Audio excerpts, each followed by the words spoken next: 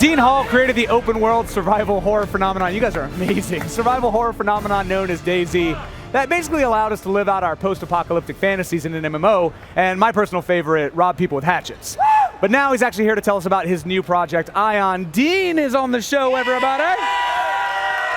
Oh, thank you for being here, sir. Thanks, man. All right, Dean, so you had an amazing presence at the briefing yesterday, but speaking of brief, the actual presence was all to that. So tell us more about Ion. We know it looks beautiful, obviously it's ambitious, but tell us more about the story of the game. Sure, so I guess in some ways it's easier to describe what we weren't doing. We weren't trying to recreate Star Citizen or anything like that. Right. We really wanted to explore the simulation side of it, making a space station, living on a space station, growing it, trading with other space stations, and you know, add a bit of fidelity to that and really explore that. Right, and it's actually being described as an emergent narrative MMO. What does that mean in stupid people words? Well, that's right, it's kind of those marketing hyperbole, right? That's fancy. I guess what we're trying to do is we're really trying to give a platform that people can go out and just explore what they would do. So the whole idea of the game is that you're exploring mankind's first expansion out into space. So do you want to be like a landowner and having a region in space and building your station,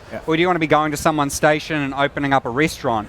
So I guess, yeah, there are fancy ways of just that real true open world sense. Okay, and let's talk a little bit about the development of the game. You know, DayZ, the story behind DayZ, your incredible success there. It really was one man's dream, one man's journey. How big was the development team on Ion, and how was that experience differ from the development of DayZ? Yeah, so it started out as a very small prototype, and initially it was just me working with a 2D top-down engine to come up with a prototype, like linked with a database. Yep.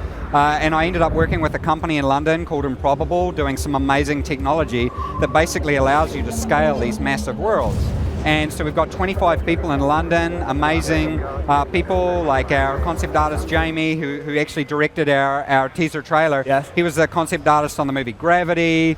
Rashad, ex-Bethesda, worked on Fallout and Skyrim. Nice. So it was just get this awesome team together and work on this crazy esoteric idea. Right. So a lot of pedigrees there in the professional space, but one thing that DayZ is really known for is allowing the game to grow and develop and breathe within and through the community. I'm imagining that Ion is going to function in much the same way. Yeah, so I've tried to learn a lot of the lessons. There were a lot of pitfalls we fell into with early access. It's very new, so you don't know how to do that stuff.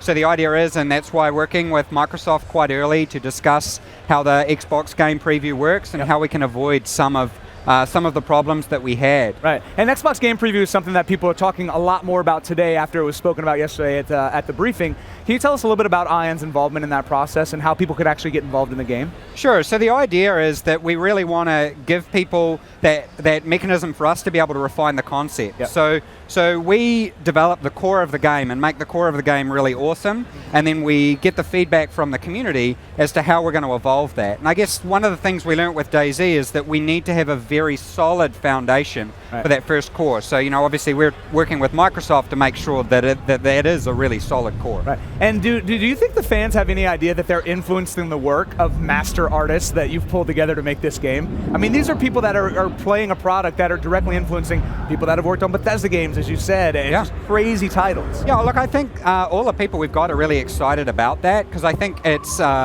you feed off it when you're making a game, when you're getting the feedback.